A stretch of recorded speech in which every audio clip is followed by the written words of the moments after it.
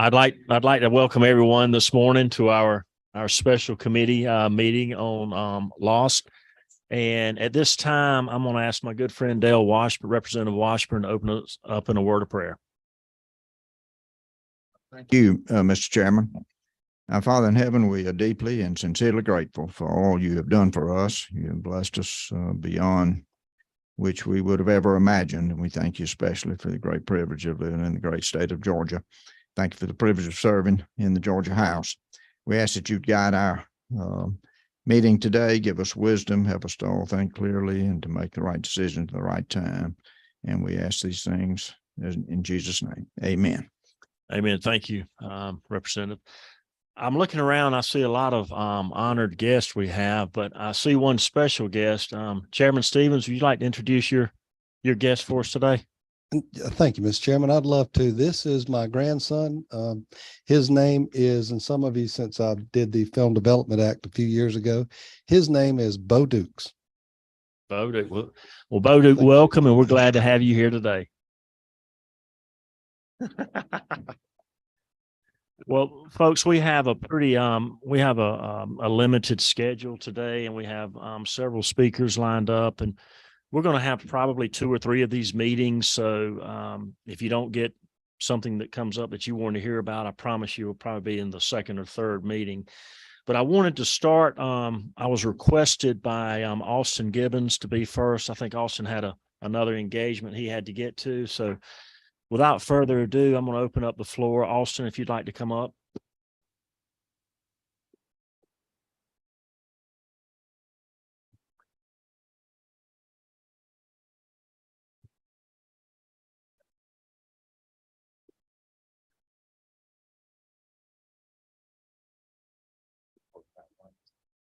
Testing. Thank you, Mr. Chairman and members of the ad hoc committee. We will pull up our PowerPoint real quick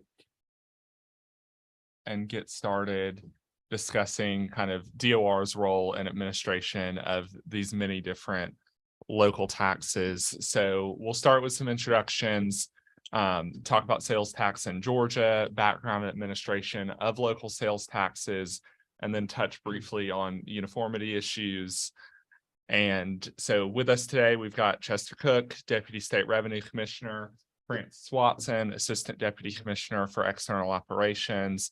Myself, I serve as the department's Director of External Affairs and Communications. Jonathan Usry will be running the show today, effective yesterday. He is now our Director of Local Government Services, which oversees sales tax distribution, property tax, unclaimed property, and other issues. And then Joe Snowden is behind us as well as legislative and legal affairs specialist. So Jonathan, take it away. Okay, thanks. Good morning, everyone. The sales tax in Georgia, of course, you know that there's a state sales tax that was enacted primarily first before any of the local option sales taxes were enacted. There's a 4% sales tax that rose from 3 to 4 a few years ago. And I know that our folks in ACCG and GMA are going to have more details on that and on the local taxes later. There is a 2% cap on the local option sales taxes. Most of the newer local option taxes have had an exemption written into the legislation for those, so that it allows the county to exceed that a little bit. The first I guess our legacy taxes are our original sales taxes for local governments, LOST, SPLOST, and ELOST were the primary 3 originally, and ELOST, of course, ESPLOST or ELOST was exempt from that cap at the time. And we've included T-SPLOST and a number of those others in that. We administer in the Department of Revenue 586 local taxes. These are either county taxes or taxes that are imposed by the school boards. Of course, here's a list of the types of local taxes that we have in the state. Some of them are almost subcategories of the primary tax. You see our joint county and municipal sales and use tax, which we call LOST. Kind of a subsection of that, and newer section was the second local option sales tax. which is a second penny that consolidated governments can impose.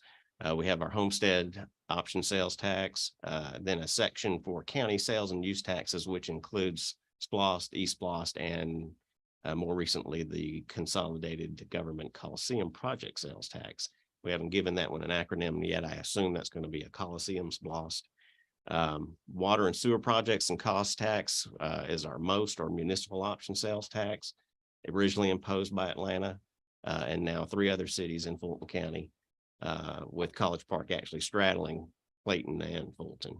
Our special district transportation sales and use tax, T-SPLOST, which includes also the mass transportation taxes and the transit T-SPLOST, and then MARTA taxes we also administer. Our joint tax, joint county and municipal tax, our loss tax, is imposed until it's voted out. So many of these counties have voted on this back in the 70s, and it's been imposed since then. The only way to actually cease that tax is to vote it out, or to fail to renegotiate the 10-year in that 10-year renegotiation cycle that's required by the law. No one has done that yet. We came close last year, but we always get down to the wire on a few. These are used to fund county and municipal services, and most of the sales taxes, the rate's 1%. There's a few exceptions to that. Our second penny loss for consolidated governments is a little more recent. Section 48896 in Title 48 allowed Muscogee County to impose a second penny on their loss. And then the 48897 allowed Macon Bibb County to impose a 1% tax, an additional 1%. So there was a real rollback was on the properties after they implemented this. Correct. That's still that millage rollback still Because applied that to is, those. and we want to make sure that's always there, that rollback for property taxes. Right. That pleases everybody, Oh, it does. It does. especially this committee. And that's okay. And if you have questions, please feel free to pipe up. I'd rather answer your question rather than miss it. Recognize, Martin. But to be clear about that rollback, there's nothing statutory that talks about. I mean, it's the citizens to look at the roll. That's what it's for. But it's not necessarily a rollback of to the net millage rate. I mean, it's an amount that's applied gross minus the rollback gets to a net. But if a city, just to be clear, the city could go up on the gross, you know, if the tax collections went up and the net could stay the same. Mhm. And so to the chairman's point there, you'll see in many cases where the sales tax has increased and the net millage may stay the same, even though the local option sales tax collections got larger because they just bumped the gross millage, and what people see on their tax bill is the net millage. Correct me if I'm wrong. What I'm getting at here is there's not a statutory requirement for a dollar for dollar reduction No, I don't in believe the rollback. I don't believe. Yeah, I don't believe there's a dollar. Well, thank you, Mr. Chairman. We need to make sure that we keep our eyes So- in tune to all of this. Well, it's up to the citizens to hold their, I mean, and I'm Hold not. our feet to the fire. Hold it. Well, it's a hold of the, yeah, I'm not suggesting locals. that it's being done improperly, but it's not by statute. It's up to the citizens to work with their local folks. And I'm not saying that people don't do that, but it's just not a statutory requirement. Thank you. Dale? Thank you, Mr. Chairman. I wanted to be sure I understood what you were saying about that. Are you talking about the fact that, of course, you can do a rollback and then raise the millage rate above what it was anyhow? Is that your concern there about holding local officials accountable? Well, yes, sir. I mean, I don't want to get sideways from my local folks. There's some of them here in the audience. I'm not saying that. I'm just, if loss goes up, the gross amount of loss is collection by a city or a local government, city or county goes up, and your net millage stays the same, that would infer that the gross millage has changed or the tax base is, irrelevant of the tax base. So if you had just for simplicity's sake, say your loss rollback was 2 mils, so your net millage was 5, that means last year the gross millage was 7. If all of a sudden there was enough money that came in the loss to make your loss rollback go to 2.5, if you left your net millage at 7, you would have a half mil tax decrease. Most local governments work from the net backwards when they set the gross. They don't do it the other way around. So it's just some math. I mean, we'll have some folks from the local government, they can talk to it, but it's just, my point was, it's not a statutory requirement that they roll back. Thank you, Chairman. Okay. I appreciate that, Mr. Chairman. That is one of the things I really want us to look at here with this thing. When you sell local citizens on the idea that you're passing any kind of loss that has to do with millage rate reduction, of course, the Chairman's already commented about that. In Bibb County, for instance, the receipts for the sales tax that we did are exceeding all estimates. And we worked hard to require rollback, and we have that in the legislation. Of course, some of us take the position that if you're receiving a windfall from the sales tax, that you ought to consider doing more of a rollback than the legislation required. And so we can talk more about that. But I do think that that is maybe one of the things we want to think about and address as we try to provide some uniformity in this. So thank you, Mr. Chairman. Thank you. Sir, would you like to continue? Sure.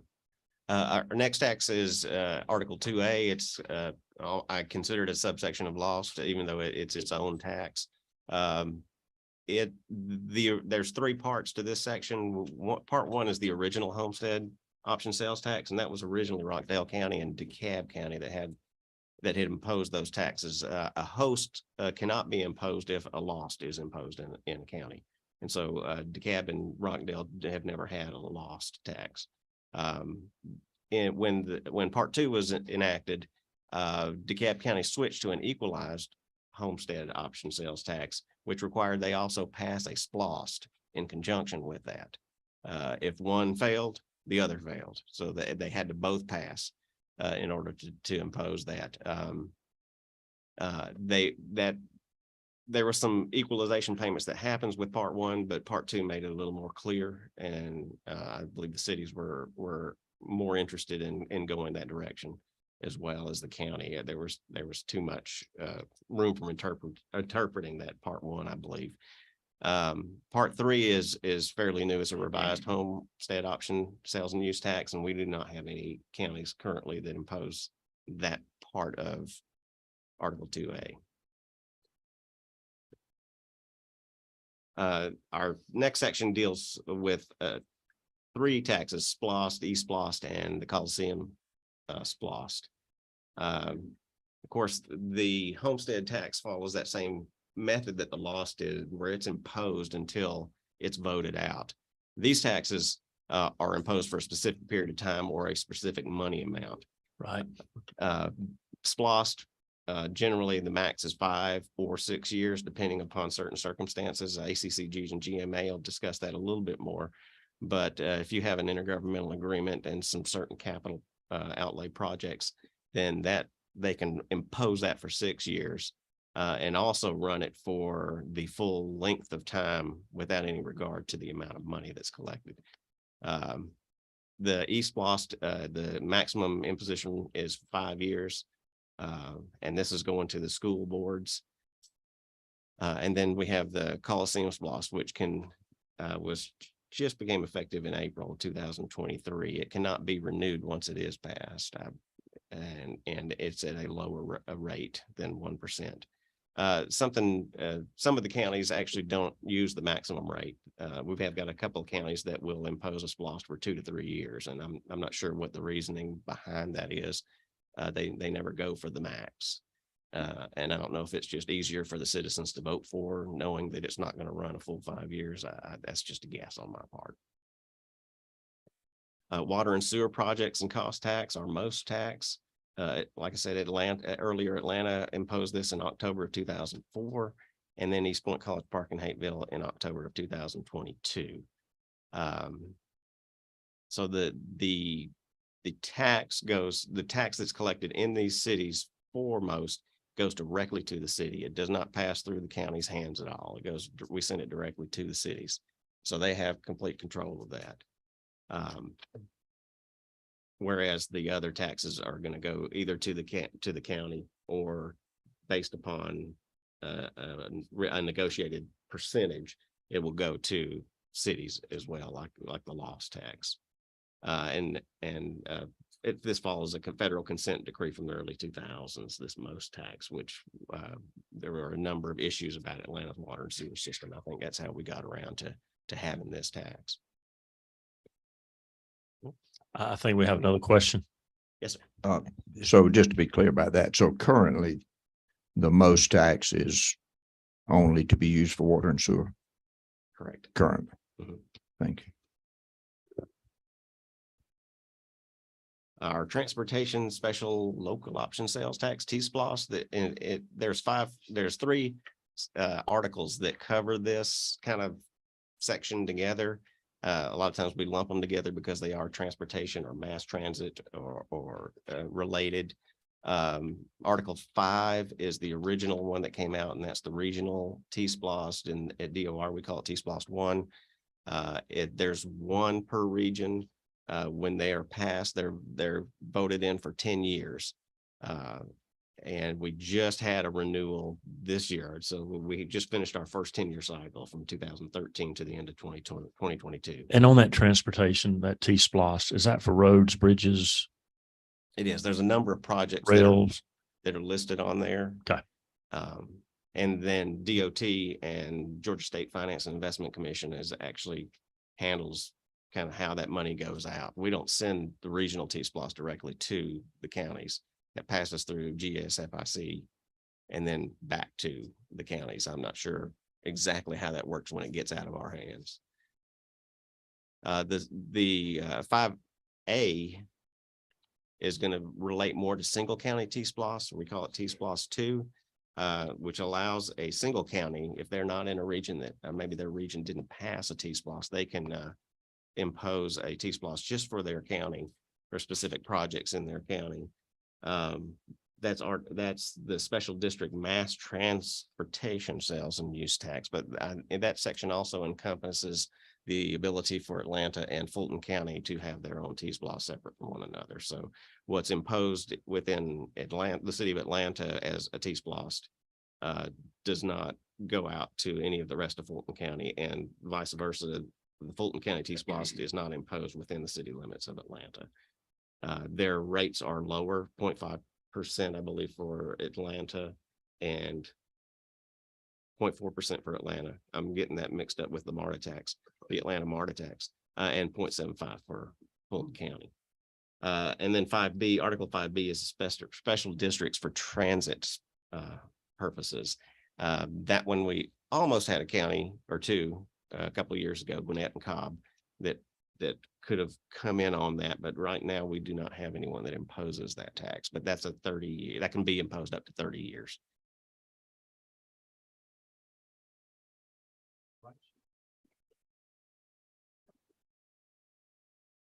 And then we also administer the MARTA tax. MARTA and East-SPLOS are kind of unique in that both of those are in the Constitution. The authority to impose those are in the Georgia Constitution. They're not like the others where they're part of Title 48. There are about 4 little sections for East-SPLOS that basically say administer this like Part 1, which is the county SPLOS, when there's questions about it. But the Constitution kind of governs the MARTA and the East-SPLOS. DeKalb and Fulton obviously are our originals. Clayton County came on later with the MARTA tax, and then Atlanta came on with their own tax for projects related specifically within the city.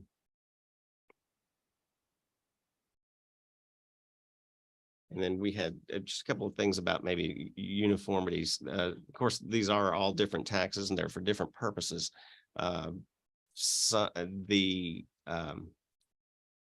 There's a necessity to make sure that any new tax that's passed has something written in there allowing it to exceed the cap.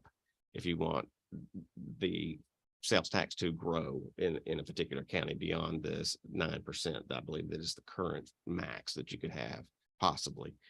There are some challenges with the geographic boundaries by businesses, because Georgia is a sales tax is charged by the destination. Some businesses do not properly impose the tax for a particular county. And just in my case, I live in Stone Mountain, but within Gwinnett County, many times I'll get charged the DeKalb County rate rather than the Gwinnett County rate. I think it's gotten better since they're using the ZIP +4 in their accounting systems, but there's still challenges there. The implementation time of a new tax, of course, the taxes on just about all of these it starts the first day of the first quarter that begins more than 80 days after the tax passed at the election. But a current tax can't be in effect at the same time. So you have back-to-back taxes. They can't overlap. I can't have two SPLOS at the same time, but there has to at least be that 80-day time period before it starts. Of course, every tax starts and ends at either the beginning or ending of a quarter. And then our notification of new tax rates or tax distributions. We sometimes have a challenge being notified of new ones. It's generally not a problem with the department. If there's a current tax in effect, we will call and contact the county, letting them know their tax is going out. Have they voted on another one if they haven't already sent us the information? But if there's a break in the tax, it's a challenge for us. If there's 10 counties out there without a SPLOST, which ones do we call? You know, it's been 2, 3, 4 quarters since they've had one. Do we call them every quarter? So that's a little bit of a challenge, and I'm not sure if there's a good way to have some uniformity for them reporting to us. Yes. Yes, sir. Thank you, Mr. Chairman, and thank you for your presentation this morning. Your comments just triggered my thoughts, more of a statement, Mr. Chairman, of what happened here this year in Taylor County. And I want ACC and GMA to hear this too. Unfortunately, Taylor did not put the referendum on the ballot in March to extend the SPLOS, and it ran out in June. So they have an election in November. But that leaves those 2 cities in Taylor County without that SPLOS revenue. And they are really sick about it because it's placing their budget in a really bad position. And the election is in November. Prayerfully, the voters pass it. But it's still going to be several months without that SPLOS revenue.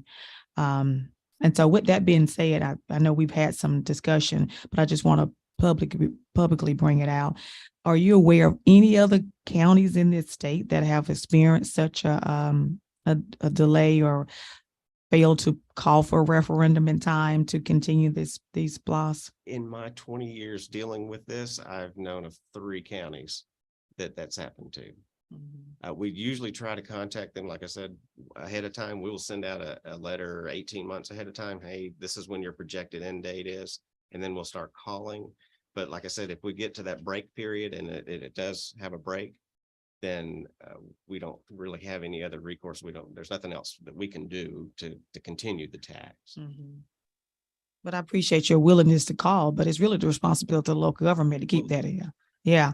And also the responsibility of the local government to notify the businesses that now you got to change your sales tax. You can't charge 8% now. You got to go back to 7%. And so, yeah, that was, yeah. So I just mainly want to bring that out. So just for awareness, but thank you again. Thank you, ma'am. Well, I believe our big chairman said something. Chairman Black. Chairman, did you recognize me? I said our big chairman wanted to speak, so I guess I did. It was a little muted there for some reason. Thank you. Appreciate y'all all being here and doing this. And thanks for just a minute here. I just, since it's DOR was speaking there, I wanted to ask and see if you know, you mentioned a few things that are maybe administrative or problematic from, you know, implementation perspective. Is there any way we could get a list, not to go over today, but sidebar, Austin, that would, you know, maybe give us some things that we might could peripherally address as we you know, move through this process? Yes, sir. Okay, thank you. Thank you, Chairman. Yes, sir. Thank you. Appreciate your leadership. Okay. Okay. Do we have any other questions for this speaker, for Jonathan? Okay, so next we thank y'all so much for being here, and trust me, y'all will get to come back. So I'm sure we'll speak more to this. Next, we have Tom Gale speaking.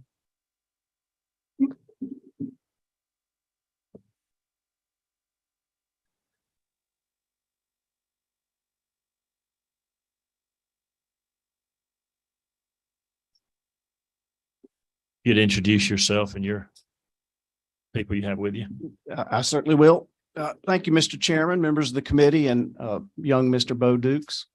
Appreciate your time this morning. My name is Tom Gale, and I'm with Civic Forward Strategies.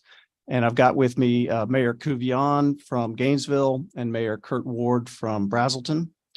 I want to get away just briefly from the sales tax alphabet soup of acronyms and talk about one sales tax option in particular in a little bit more detail, and then ask the mayors to talk with you about the needs that they have and how these needs could be met with this potential option subject to voter approval.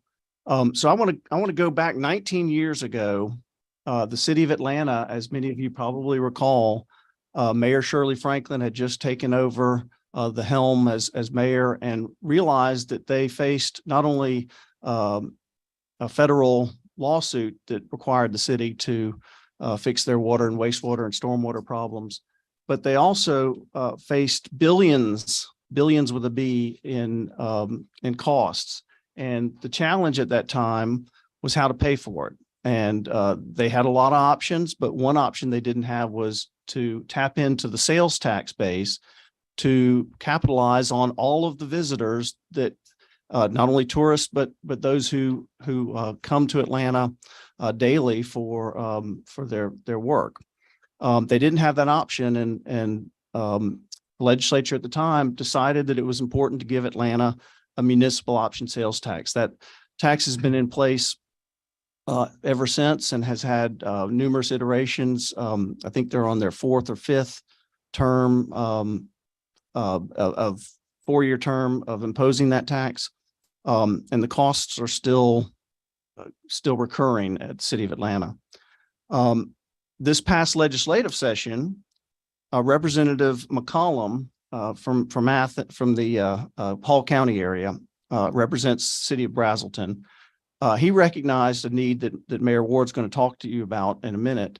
And he introduced House Bill 146, and this would have expanded to Brazelton and two other municipalities the ability to impose a municipal option sales tax.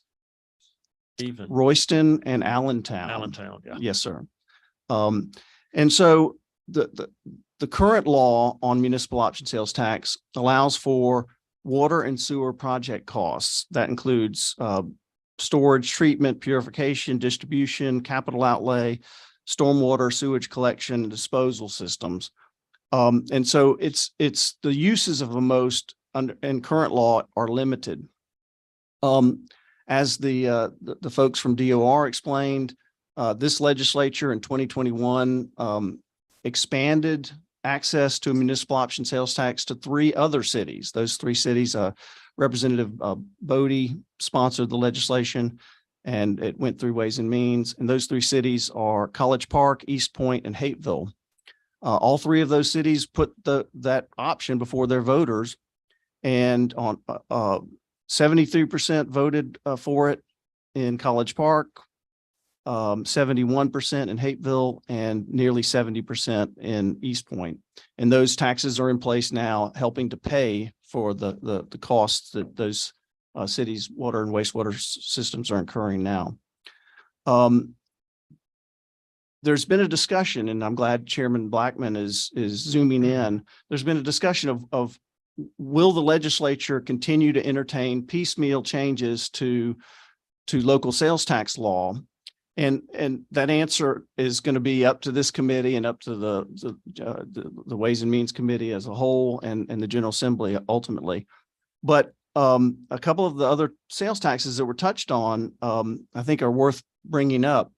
First of all, the OLOST, the other local option sales tax in Columbus, Muskogee, that authorization was given in the exact same legislation that created the municipal option sales tax for Atlanta. Chairman Stevens remembers this, I'm sure. That bill, those two bills had that bill had those two sales tax options in them. And then fast forward to a couple of years ago, Chairman Washburn authorized an OLOST for Macon Bibb, and had a chance to visit with Mayor Miller. And he's delighted to roll back that millage rate. He says that he's a popular man because of the authorization that you gave him to put before his voters. And I think the C-SPLOST, the Coliseum SPLOST that was touched on, that's another one where it's a piecemeal approach. But I think what we're asking this committee to do is look at giving Gainesville, Brazelton, or other municipalities the ability, those in Taylor County, the ability to have their own sales tax if their voters choose to pay for needed services or pay for needed capital outlay projects. And with that, Mr. Chairman, I'll turn it over to Mayor Ward to explain the needs in Brazelton. Thank you. Appreciate your presentation. Yeah, thank you, Mr. Chairman and members of the committee. For Brazelton, the reason we really pushed for this is, if you're not familiar, we have 4 counties that we overlap with. And as you can imagine, SPLOST funds with one county can only be allocated to that county. So when we look at our water and sewer treatment plant, we think of our main sources of who we need to serve, right? We have about 5,000 residents with about 800 businesses, but a couple of our businesses are hospitals and hotels. So when you talk square footage, well, a hospital room can be a lot of bathrooms per square footage. And our hospital we are so blessed that it's doing well and it's growing in Northeast Georgia as a hospital system is doing fantastic for the state of Georgia. But those 200 to 300 square foot hospital rooms that need restrooms and support for folks, our wastewater system is what supports that. So it's very important for us for many reasons, and also for commerce in the state of Georgia. When you look at hotels in Brazelton, we have roughly 2,000 plus hotel rooms, and they support Road Atlanta, which brings a lot of money in every weekend that brings commerce to the state of Georgia from all over the world. It's a great location for us. But these are the kind of things, not only do our residential neighborhoods, the possibility of affordable housing, all those different concepts go into this, because as we all know, as your sewage grows, your city grows, right? And that's what we're really looking at in Brazelton is we have a 20-year-old system that's exceeded its lifespan, and metal, I call them vats or cereal bowls that process this product, right? And rust happens with metal over time. So we've got to replace that. That's a $30 to $40 million, product, depending on what you look at construction costs pre-COVID, after COVID, or what's hopefully going to happen, post-COVID, right? So we're looking at this and trying to look forward on what the opportunities are for us to do it. And you got to look at, if we try to allocate SPLOST money in that direction, well, it can only come from Jackson County, because that's where our one product is. And then you also look at Gwinnett County, which doesn't even charge a loss. And we have a major commercial hub, next to our hospital that's from Gwinnett County. So we don't get any sales tax dollars there. So that's why it's really a unique look for us. But we really appreciate Chairman Blackman's look at this, that the concept that I've heard from GMA that they've discussed with him is that there could be capital projects or the rollback. So it's kind of a blend for cities to look at it from a SPLOST standpoint or from a loss standpoint. And we really think that structure works well with us if you go to something larger than just the most. But to the extent you look at just the most, we're in a serious need, and we think the vision should always follow the need. So thank you for listening. Thank you for your time and comments and coming down today. Now the other mayor. Thank you. And thank you, Chairman Blackman, for hosting this ad hoc committee, and Chairman Williams and committee members. Thank you for having a listening ear. Our issue is a little different, but ours is concerning stormwater. As you can imagine, in a lot of municipalities, I imagine in Macon, a community as historic as Macon, you probably have some underground utilities that are in need of repair, and that's where we are in Gainesville. I'm gonna share a quick story, and then I'll be quiet. But we have an old neighborhood, not one of our historic neighborhoods, but built in the early 1980s.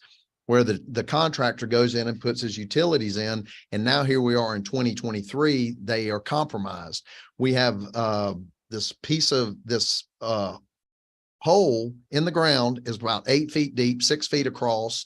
We have small children, animals in the backyard. It affects about 4 different houses, but it's in a 20-member neighborhood. Now our responsibility as a city is we're not responsible to fix that. That's on the property owner. It's on his property.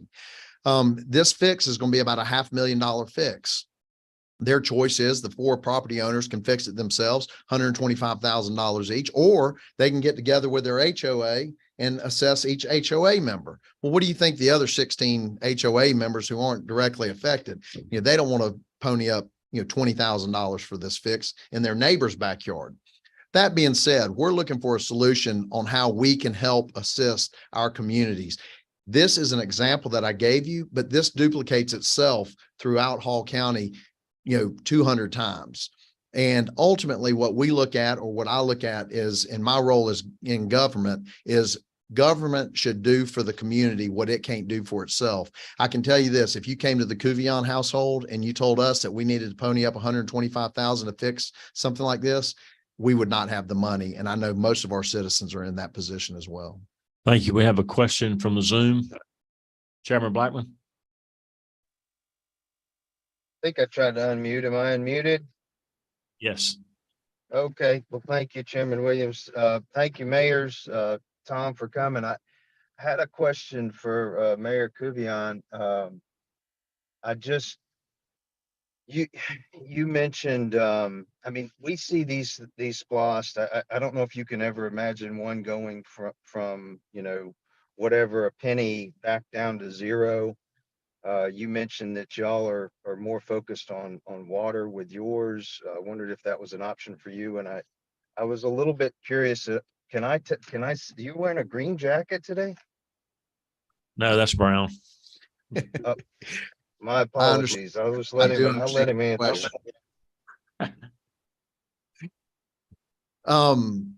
To your point on water, yes, we do use part of our SPLOST funding for stormwater, but quite frankly, our city manager's present, but I think we probably spend $700,000 a year thereabouts for stormwater fixes. We're chasing our tail on this. We need, just like Mayor Ward said, we need to be able to address these issues and try to get in front of it. City of Gainesville, we're a receiving city. We grow to about 100,000 people a day with our Northeast Georgia Medical Center and with the industry we have in our community. And so there's a lot of infrastructure needs that the City of Gainesville residents bear at the behest of these people who come in and work or visit, and that is the reason we're trying to figure out a way that we could help address these aging infrastructures. How do you see this contributing to the overall circulation of water, so to speak? Well, that's a good question. The question of circulation of water where I'm located in Gainesville, it starts with the Chattahoochee River that dips into Lake Lanier and then eventually hits the Flint and goes down into the Apalachicola, and only to come back through. And if we don't have the capacity to capture that water and treat that water, then ultimately it becomes problematic for not just us, but for, as you well know, Chairman Blackman, Lake Lanier is the drinking source for all of Metro Atlanta itself. Mr. Gale, will you have anything to add to that? I think you're right. And just to follow up on the grand circulation of water throughout the state of Georgia is such that you need to allow local governments to fund infrastructure to make sure that the water quality that they're sending downstream to their neighbors is good. And this is just a tool that they can use.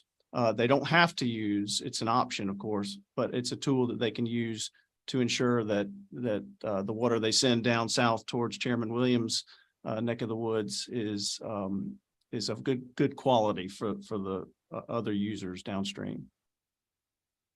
If I may, Chairman Thank Blackman, the you. same thing. Brazelton, that our discharge affects Winder for their water supply. Thank you. Thank y'all for Chairman. addressing my questions, and I appreciate y'all being there today. Thank you, Chairman Williams. These are fine gentlemen, good scholars. Thank you, sir. Sounds to me like they're doing the duty that lies nearest. Chairman Martin. Thanks for coming. So a number of people around North Fulton, and not just because it happens in North Fulton, it happens in Hall County that way, but have done this stormwater through a utility fee.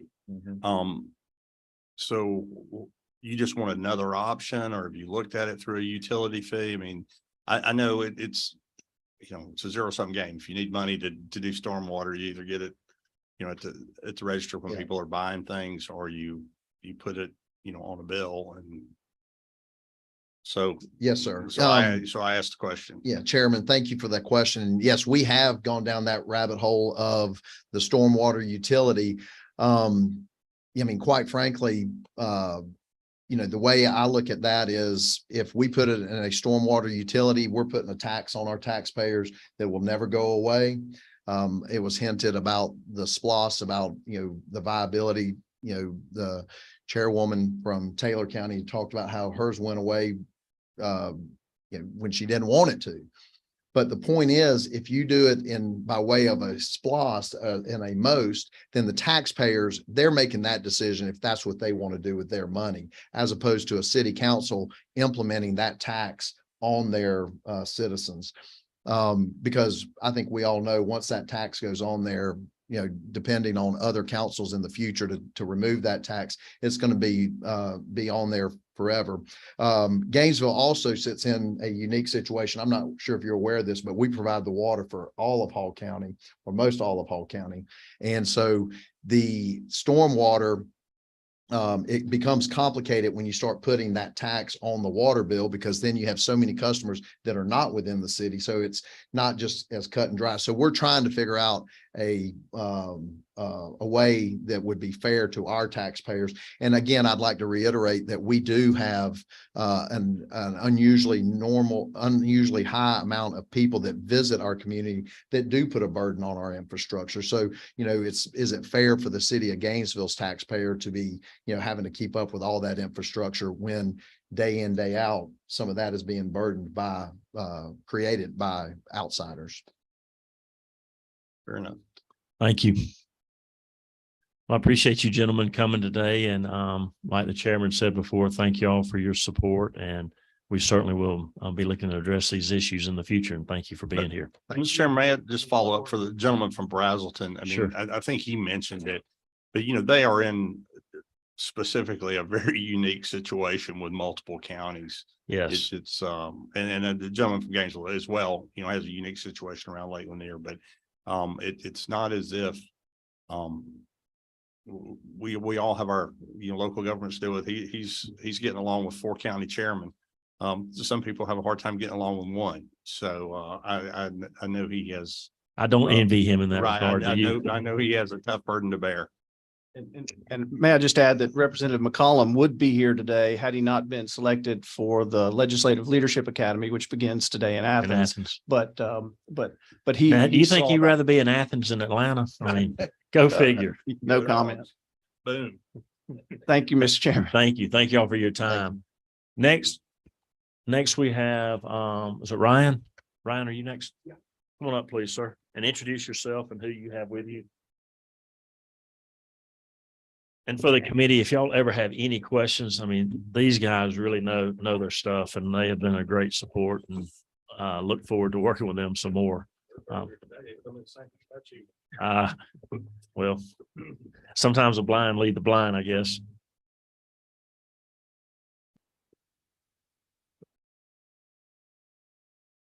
All right. Okay, you got it. Fantastic. All right. Thank you, Chairman Williams, members of the committee. Thank you for inviting us here today. My name is Ryan Bowersox. I'm the Assistant General Counsel with the Georgia Municipal Association. Morning, everyone. Thank you very much for your time. My name is Dante Handel, Governmental Affairs Associate with ACCG. We also have Clint Mueller, Governmental Affairs Director, who's here to help answer some questions, and Jim Thornton, who's Legislative Affairs Director with GMA. Yep. Chairman Williams, you asked us here today to provide a little bit of an overview of the local sales tax, the sales tax in Georgia. It's one of the first times I'm able to say DOR actually stole some of our thunder a little bit today, but we'll try to fill in the gaps. We'll go into a little more detail on a couple different places. I have 50 slides today, and we're going to be moving really fast. I promise. I had to cut that down a little bit. Yes, we're running into lunch. Grumbling. So, yeah, if we can get We will- through we this, will move I know it's fast. very important though.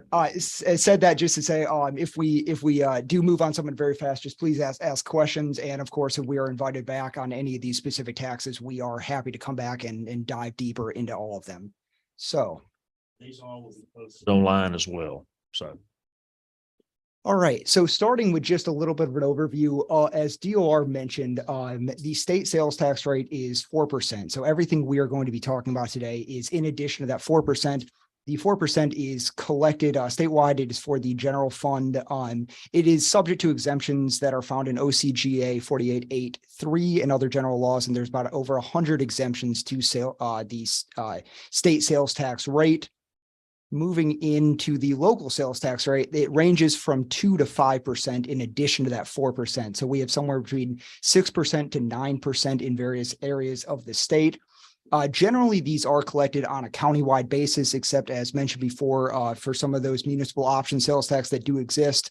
The way these local sales tax work as the pennies add up, as the different percentages add up above that 4%, they're designated for specific use. Unlike the 4% of the state, as we've talked about today, these individual pennies percentages are set aside for specific uses at that point. And for the most part, they are generally subject to the same exemptions that state sales tax rate is subject to. So a little bit of the process that goes in just for some baseline information. As it generally works, the General Assembly authorizes the tax, puts it into Title 48, Chapter 8, the different structure for the tax within there. And then the local governing authority will follow the procedure that is provided by the General Assembly, oftentimes passing a resolution requiring sometimes negotiation between the varying local governments. At this point, they provide the ballot question, and all of these are then approved by referendum, whether up or down by the voters of the jurisdiction. Once approved, generally, they will begin the next calendar quarter, at least 80 days. The Department of Revenue touched on that. So everything we will be discussing today is structured in, for the most part, there are two constitutional amendments where sales tax do exist, but otherwise the structure exists in Title 48, Chapter 8, which is the sales and use tax. As alluded to by the department earlier, existing in OCGA 48.8.6, there is a 2% limit on local sales tax with a number of exceptions placed in. I have placed that on that code section in y'all's packet to look through.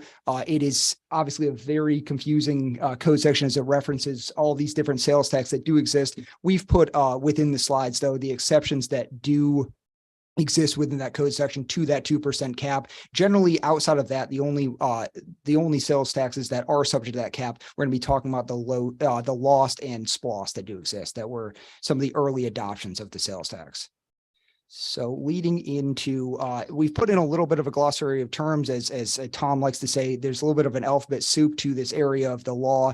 So we use over and over again these acronyms. So we will be going through all of these in depth as we move through our presentation today, but just off the offset here, we wanted to provide just the glossary of what we will be talking about before then moving into a timeline of how many of these sales tax did develop over time. Starting in 1975, the state was levying a 3% sales tax, and this is when the modern loss is instituted. There was one previously that was deemed unconstitutional. 10 years later, the special purpose local option sales tax, this loss for capital projects, is approved in 1985. 1989, the state raises their sales tax from 3 to 4%. In 1996, a constitutional amendment places the education special purpose local option sales tax into the Constitution. And then in 2004, we see some large changes come about. SPLOST is revisited since 1985. Municipalities are included in some of the negotiations there and the projects. The most is created the municipal option sales tax just for Atlanta at that time. And then the first OLOS for Columbus Muskogee is in that legislation as well. In 2010, the Transportation Investment Act creates the regional T-SPLOST, which was mentioned by the department as well. 4 regions currently levying that. 5 years later, single county T-SPLOST is created as another option for that. 2020 municipal option sales tax is expanded. The qualified municipality definition is expanded to include the 3 cities of College Park, East Point, and Hateville, which are connected to Atlanta's wastewater system. And then our most recent change, the last of the sales tax joining the party, is the I think the department said we haven't had a name for it. I might have been a little presumptuous in saying the C-SPLOST, the Coliseum SPLOST is created for Augusta, Richmond. So. Thanks. Over here, the overview of a few of the most common taxes being, most common local sales taxes being law SPLOST and E-SPLOST. There's about 150 counties that have each of those, and there's a good bit of counties that have all 3. Now, there are a few counties where the LOST is constitutionally dedicated to the schools, so it's a local constitutional amendment. So the Constitution prohibits taxes for education other than ad valorem and E-SPLOST, and so that's why that's the exception to that prohibition. And under the current Constitution, local constitutional amendments are no longer allowed, so there cannot and will not be additional local constitutional amendments. I've got a question. I see where Taylor County, they failed to keep SPLOST. Was Wheeler County, did that happen the same with Wheeler County? I'm not sure the circumstances in Wheeler County. Okay. I can look into it and get back to you though. Okay, thank you. Thank you. Looking at T-SPLOST, there are 3 types: regional T-SPLOST, single county T-SPLOST, and there's also a transit SPLOST. That one has not passed in any of the counties, as mentioned by DOR. They attempted it in Gwinnett and Cobb counties, but it did not pass. So we have 64 counties operating under a regional T-SPLOST, and those regional T-SPLOST are the region is the same as a regional commission areas. Then single county is just a single county. And then the MARTA tax is in those 3. Looking at hosts, just the 2 counties, Rockdale and DeKalb.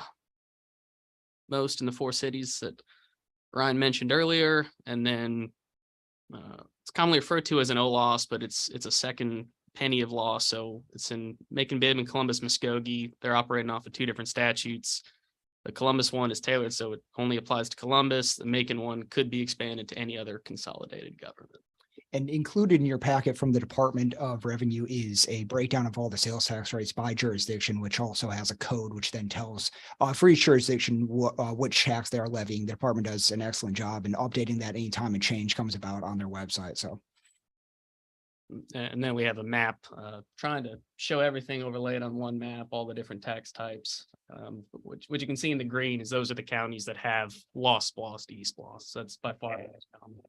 Representative Watchman, did you want to? I could call Chairman Smith and ask him this question probably, but what Columbus Muskogee, how do they use that money? That is not tied to military rollback, I don't believe, is it? Do they just use it in the general fund with no rollback? Do you know? That may be an unfair question for y'all. I'm just curious. I don't know offhand, but I'd be glad to do some digging to get back to you. Thank you.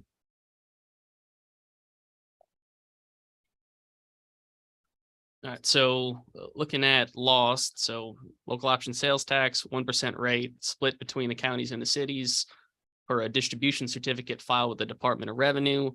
So they renegotiate at a minimum every 10 years after the decennial census.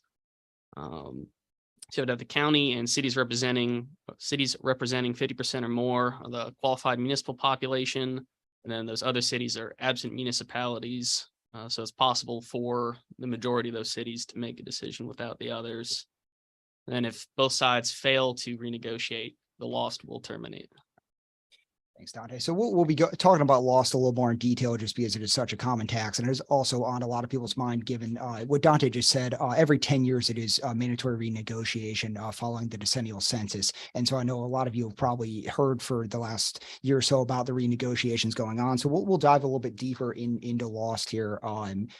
So as Dante mentioned, it is distributed between the county and the qualified municipalities. You'll often see within some of these areas of law talking about the special district, as these are special district taxes that the special district actually is conterminous with the boundaries of the county. This is from prior court decisions years and years ago, but these are often referred to as taxes within the special district. We're talking about the county at that point. The distribution certificates that are filed are signed by the county and the cities which represent 50% of the county's municipal population. That is what is required to send in the certificate to the Department of Revenue to be a valid certificate. So it is 50% of the qualified municipalities. The law under lost, and we'll see a couple definitions as we move through of what constitutes a qualified municipality. For law specifically, it is a municipality that imposes a tax other than law. So it could be property tax, could be a number of others, and provides at least 3 of these 6 services that are put in there. As Dante mentioned, there is a provision within law about absent municipalities. If your population is not required for that 50% of the municipal population, it is possible that you are left off of the certificate. You are able to sign it. Nothing says you can't, but if you are left off of the certificate, the law guarantees your population equivalent share of the municipal portion. So if the city and county were to negotiate to say the county receive 50% and the cities receive 50%, these absent municipalities would receive their population share of the municipality's 50%. Representative Sains, did that answer? Okay, perfect. As we mentioned, Excuse me a second, Chairman Martin, you have a question? Are you going to go further into the thing, or you want me to bring up the elephant in the room about the renegotiations now? Not How now. about that later? Okay. sir, if I'd happy to take a question, or if you'd like to talk about the renegotiations a Talk little about bit it further. offline. Okay. Happy to. Yes, sir. So Dante mentioned the major trigger that a lot of times we are concerned about is the decennial census, and certificates need to be filed by the end of that second year following it. I think it is OCGA 48889 subsection D says that if the certificate is not filed by the end of that second year with the decennial census, the lost lapses, it ceases to be collected at that point. Other than a referendum, this is the only mechanism in law in which the loss does disappear.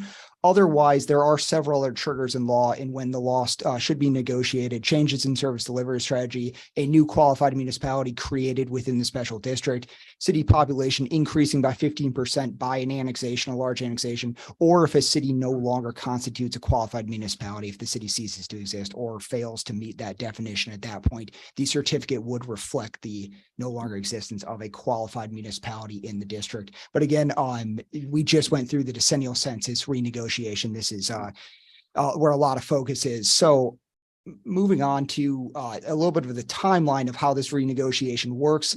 In the second year following the decennial census, once the data is provided, negotiations need to begin by July 1st. Generally, the county will send a letter to all of the qualified municipalities within the district by that date, letting them know that that renegotiation has begun. If the county does fail to do this, any qualified municipality can also send that letter and trigger the negotiations at the July 1st date. They're provided 60 days for the negotiation. If the negotiation is unsuccessful, the parties pursue mediation or some form of alternative dispute resolution. At that point, it will help to try to get them across the finish line. That is the last required process within the renegotiation currently. In previous years, there was something, and many of you may remember, Chairman Willard put in a provision that was called baseball arbitration. In this scenario, under certain deadlines, the parties would come forward with their best and final offer and submit them before a superior court judge, who would then pick between the two offers of the varying parties. In 2013, the Supreme Court in Turner County v. City of Ashburn ruled this unconstitutional as a unconstitutional delegation of legislative authority. And so this was our first round of negotiations this last year, in which baseball arbitration, which was around in the 2012 negotiations, was not an additional backstop. We then now, following this mediation or alternative dispute resolution, if the department does not receive that certificate by the end of December 30th, January 1, the lost ceases to be collected or distributed to the local governments. And as they mentioned, we did have our last certificate come in on December 30th, but 100% of the jurisdictions that were levying lost this time around did get a certificate in, and no lost did lapse this time. I do have one question. Sure. In the trouble with the negotiation, let me just ask this without loading up the question. Was the failure to communicate mostly between the county and the city or cities? If I'm going to say there was more than one city, or was it once that division was made between the cities? And I think I know the answer to that, but I'm gonna. I think given the number of counties that are levying and the number of cities participating, it would be tough to generalize. Obviously, there are unique situations everywhere. I know that Dante and I were in constant communication with our membership over communications and trying to avoid any lack of communication in that. Are you? Well, I guess the seed I'd like to plant is there's a fallback on the absent city on the city side. Once you have a division between the county and the municipalities, there's a fallback option. You know, if you can't come to agreement, you divide the municipalized cities and you get your portion. There is not that fallback when trying to determine the county versus the city, and that, depending on what county you're in the state of Georgia, is not true. That could be really slanted toward the city. That could be the gorilla, if you will, or the county could hold the hammer, and it may be something that GMA, ACCG, representing your various members, the legislative body can find to make sure there's not a situation whereby people really want it to go forward, but you don't get down to December 31st. Right. I would assume most people get these issues worked out. I mean, because you don't want to bite the hand that feeds you, and you have these revenue coming in. But there are cases where one is the gorilla and they don't Right. get that much from it. Mhm. And it's like, okay, well, I'll just walk away. Yeah. That could be a city or it could be a county. Right. I'm not going to get anything, so you're not either. Right. Yeah. Right. Yes, obviously some. And unique nobody wins in situations out that there. situation. Yeah, we were happy to see that they all were filed. The deadline did incentivize some consolations at the end, I will say, and that may be part of the negotiation process, but we're happy to kind of talk a little bit more. And Chairman Martin, of course, following this round of negotiations, we've tried to start discussions on how to improve that process. So. Thank you, Chairman. All right, so how ideally the lost fund should be distributed on the certificate, how they should be divided into certain percentages. The law provides 8 criteria that must be considered. These are generally a little wordy, a little confusing, but this is the guidance that is provided under law, which the local government should consider when talking about the distribution. So taking a look at the rollback calculation, so using loss to try and roll back the property taxes, the way that works, first you have a full year of lost revenue collected. So then you would convert that amount to how many mills would generate that same amount in tax. So you're trying to figure out how many mills would generate what the lost amount was. Reduce the gross millage rate in the current year by that equivalent. Then you're able to show to the taxpayer on the tax bill how much they save from that lost rollback using the current millage rate and their assessed value. So by law, need to show that rollback on the property tax bill, and we're not required when it reduces that millage rate to 0. Then just have a map showing which counties have a lost currently.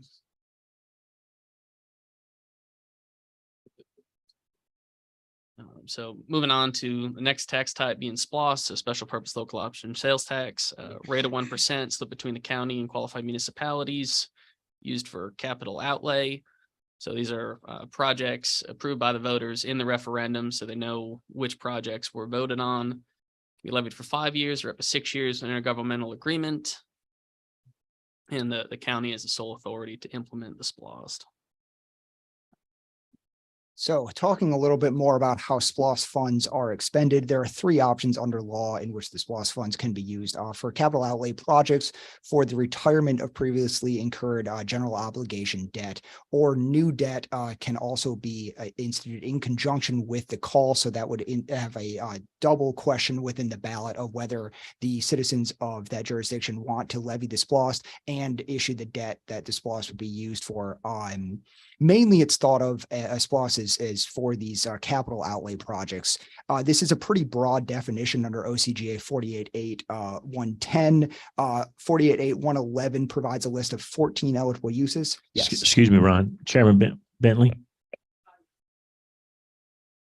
Thank you. Back to Taylor County. And I hate to keep picking on, it's not like I'm picking on it, but I'm just speaking of fact. It happened. They failed to call the referendum. And as a result, the two cities are going to be missing out on this funding. And so what I believe could be a possible option is Taylor just somehow tap into maybe their budget and refund or give the cities, compensate the cities for some of the loss that they're going to acquire from their mistake. Could that be a possible option? I would hesitate to speak on what could possibly be done in Taylor County. That's obviously, we've had a number of discussions regarding that situation, and that is really unfortunate to see that happen. As Dante mentioned previously, as part of the law, that the county is the only one that is able to initiate this loss coming forward. And that unfortunately just, I don't know the exact details of how that was overlooked. But Yeah, I don't. I mean, not just specific Taylor, but any situations. county that fail to call the referendum and they create this financial problem for these cities. Can the county do something to kind of, make it better for the cities? Could that be something to consider maybe, Clinton? Mr. Mueller. So one thing I just want to say. What number one? Number one, sorry. Oh, just If you'd introduce yourself, I'm sorry.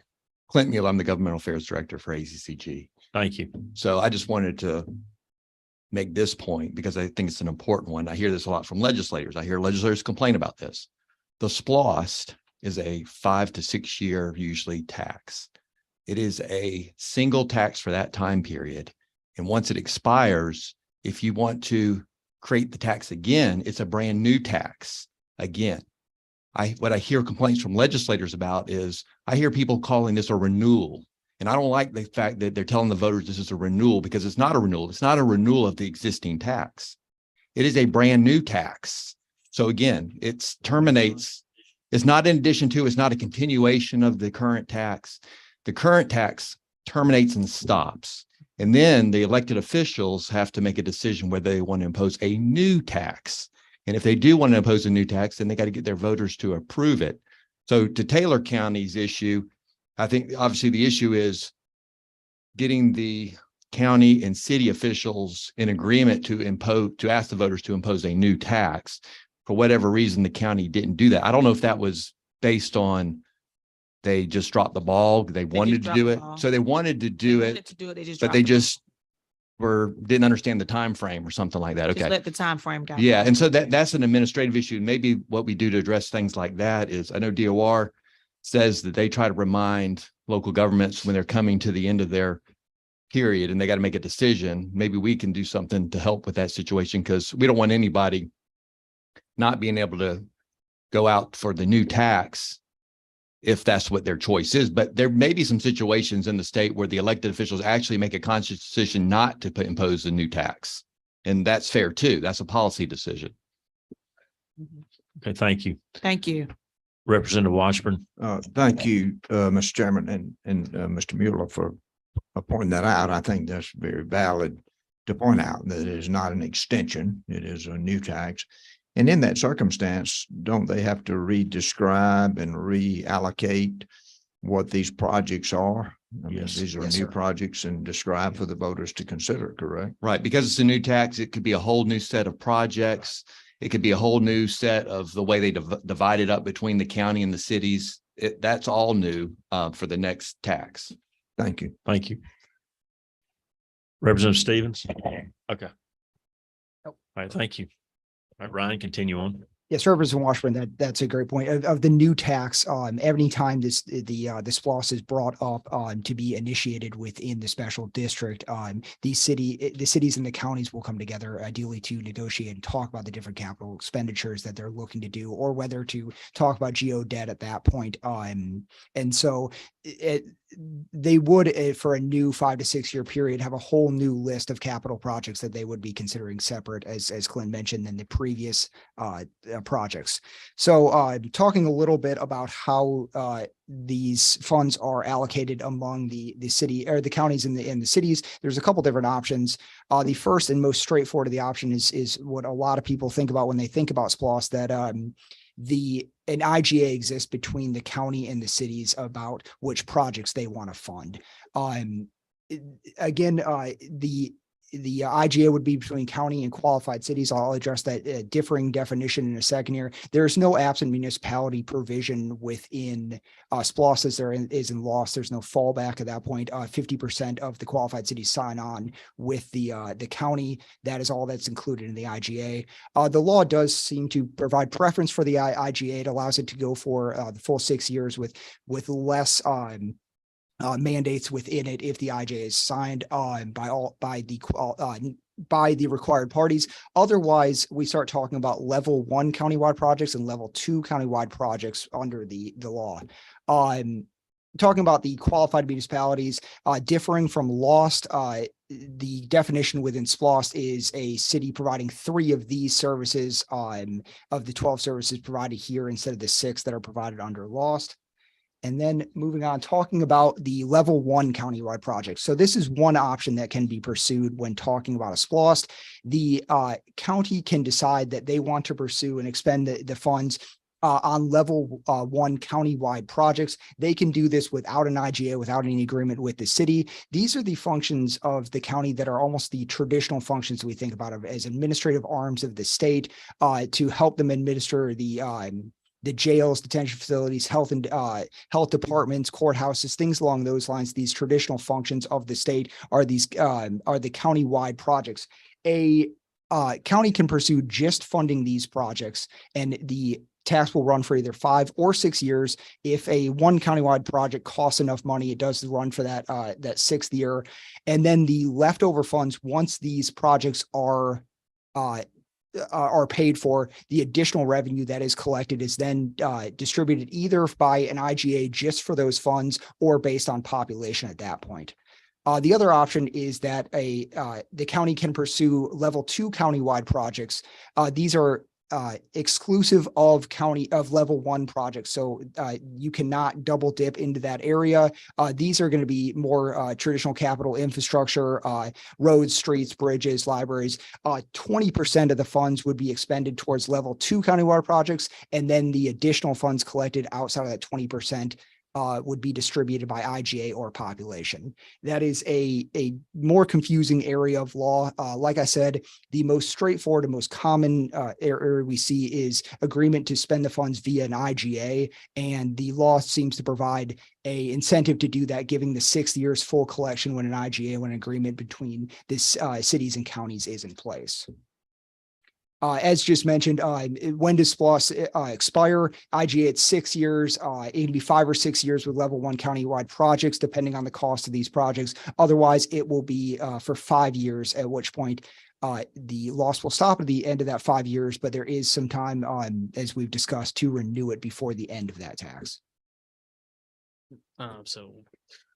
I'll touch briefly on eSPLOST, so education, special purpose, local option, sales tax, and very similar to SPLOST, except it is used to fund capital outlay projects for educational purposes. That tax is authorized for 5-year intervals.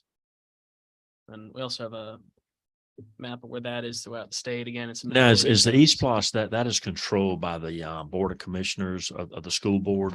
The school board is in control of that money, so to speak. Yes, sir. And they figure out what projects are going to work best, like residing a football field or putting turf down as a prime example. I believe so, yes. And similar to the SPOS, those projects are listed, and when it goes on the referendum, there is the transparency of the voters seeing which projects will be coming forward. The only caveat within that, if there is an independent school system within it, the funds are distributed between the County Board of Education and the independent school district, either by agreement or by student population. I just wanted to point out, because this sometimes comes up, the schools, at least their attorneys, have maintained that because it's constitutional, they cannot spend their eSPLOST on property that's not school-owned property. In other words, where this comes in is many times you'll have a brand new school being built, right? And you have sidewalks out in front of the school. You need additional turn lanes on the road. You need a lot of other work done to make that new school happen. But that other work that's being done may be on county property or city property. And so the county and city then have to pick up the tab for those pieces of the capital project because they're not on school grounds. So the schools have maintained they can only spend the education SPLOST on their actual school property, not for anything they may cause a capital need off of school property. Mr. Mueller, do they use those funds to pay for building permits? They can use it for anything associated with the construction, which building permits would be a part of that. Yes. And if sidewalks are required, is that not associated with a construction project? It is associated with it, but unfortunately it's not on their property. Well, So I yes. understand their opinion on that and parties differ. I just don't want, I mean, in a state committee meeting, I don't know that has been litigated. But I am familiar personally with a red light being required because of school going in and a school system saying that they couldn't fund it. Right. They did. So they did. Okay. You know, it's, but I understand if I'm the school board, I want to say somebody else has to pay for it. I'm not an attorney and didn't stay at the Holiday Inn last night. But I know that is the stance a school board takes. I think cities and other local authorities have taken the position that if it's required, if not but for that school, that project, it wouldn't be needed, then it is directly related to. So all I just wanted to put out there is, you know, not encouraging litigation. Right. Thank you. It's not a determined fact. Thank you, sir. Thank you. Continue on, please. So next, taking a look at the different T-SPLOST types, we're really going to focus on the regional T-SPLOST, single county, and the transit SPLOST. So regional T-SPLOST, region's the same as the regional commissions. Tax runs 10 years at a time. There's a regional roundtable in partnership with the Department of Transportation that selects and prioritizes which projects are going to get funding. There's a lower Elming match of 10% instead of 30, and a quarter of the discretionary income goes back to the local governments. Single county T-SPLOST leveled up to 1%, but it could be in 0.05% increments up to 5 years if there's an intergovernmental agreement with the qualified cities. If not, then that tax is limited to go up to 0.75%. The funds can only be spent for transportation purposes, so roads, bridges, etc. Also, all accompanying infrastructure and services necessary to provide access to those transportation facilities. The funds raised under the single county T-SPLOST will stay in the county, that won't be shared throughout the region, and is currently being collected in 42 counties. And just a unique situation with a single county T-SPLOST. With the IGA, the funds are distributed obviously at the 1% via that IGA. If it drops down to that 0.75, it is a formula that looks at the past 3 years of transportation spending, and it is distributed among the county and the cities based on that spending. So I have a map for y'all showing the regional and single county T-SPLOSTs. Then looking at transit SPLOST, again, this hasn't passed in any of the counties. It's been tried in Gwinnett and Cobb. But it could be levied up to 1%, 0.05% increments for up to 30 years. The ATL authority approves or denies any and all projects. And unless the referendum passes in each of the participating counties, then that tax is not going to effect. So that covers a little bit of the major taxes that are out there that a lot of jurisdictions are levying. I'm going to spend just a few minutes closing up here with talking about some of those additional extra pennies that are out there used that by way less jurisdictions, starting with the host only being levied in DeKalb and Rockdale counties at this point. There are 3 hosts, as the department did go over, 3 hosts, 2 jurisdictions levying it. The original host, it is prohibited in any county that is levying a loss. So it was essentially an option to levy the lost or the host. There's some additional procedure in levying the host that then compared to other sales taxes due to the unique nature of it. It requires a resolution by the local government. It then requires a local act by the delegation and before it then goes to a referendum. That is because the constitutional requirements regarding homestead exemptions, this ties in with a homestead exemption. So a local act is required to levy this.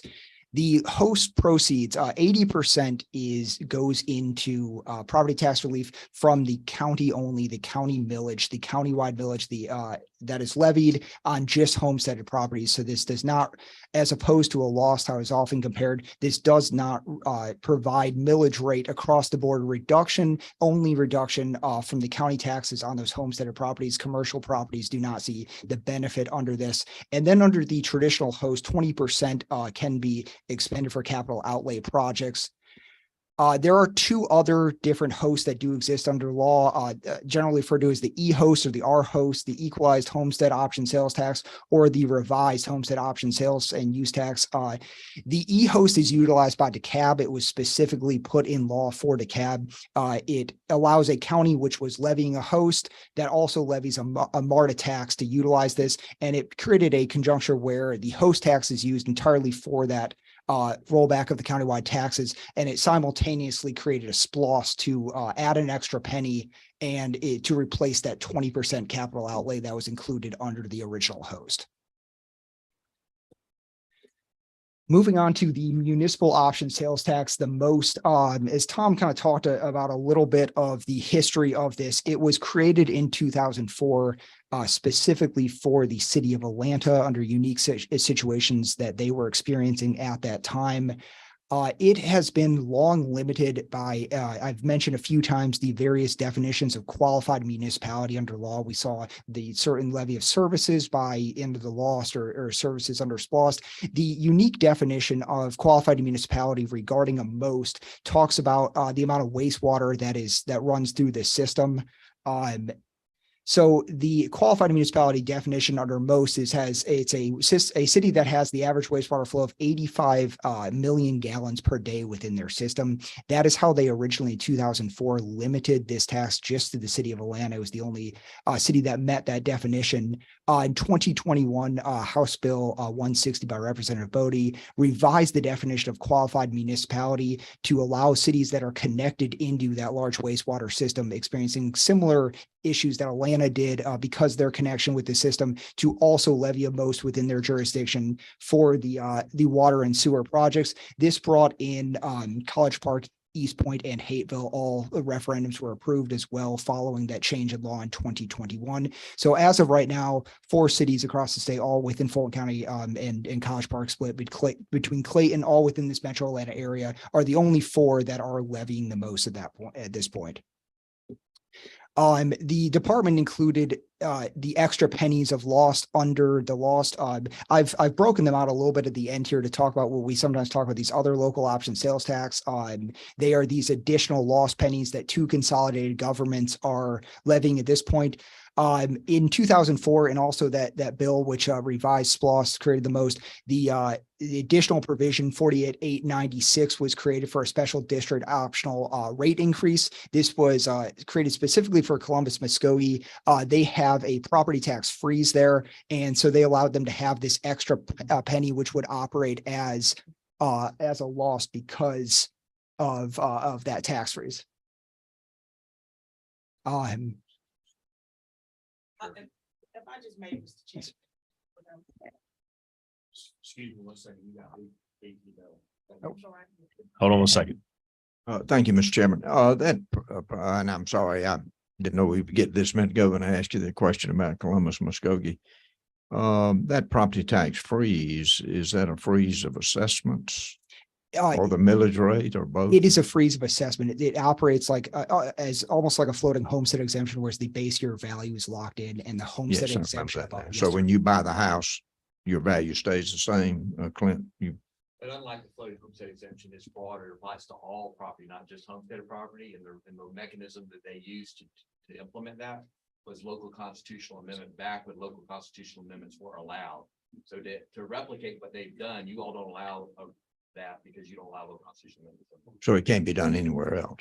It yeah, it couldn't be done through a local constitutional amendment anywhere else because you all don't allow those things. Yes. So that is the system where when you buy a house for $200,000, your assessment never goes above that as long as you own that house Yes, sir. or any other property as well, non-residential also. Yes, sir. The owner, as soon as the property is sold and taken by a different owner, the assessment would change. But as long as it is held by the original owner, yes, that is frozen. Thank you. Ms. Bentley? Thank you, Mr. Chairman. When I heard the word freeze, it just captured my attention because I was just having a conversation earlier back to Taylor County.